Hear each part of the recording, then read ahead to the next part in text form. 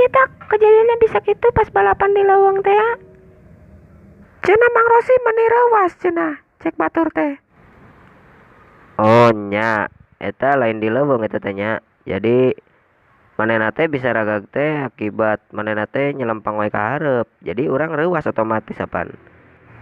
Nya ayeuna kieu we bayangkeun nya, mun maneh di hareup ai terojol teh ka hareup teh aya jelema gitu. Emang teu reuwas gitu. Like 300 kilometers per hour, you have the slipstream, so Franco don't have any chance to break. Tah harita teh nu ragag teh saha wae tah Mang Rosi tah. Cenah denge-denge aya duaan. Oh nya eta teh si Usep jeung si Empun eta teh nu ragag teh. Padahal mah ada aing ge ti jauh-jauh ge geus ngomong, dak dihareup teh tikungan ya.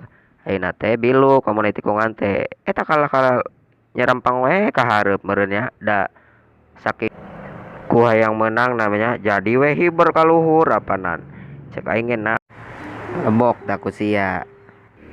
Nya ranna ge budak kos kitu nya kumaha tuh ubar mah da ubar enggeus. Tapi kan budakna ge nurus tunjung kitu kan heuh.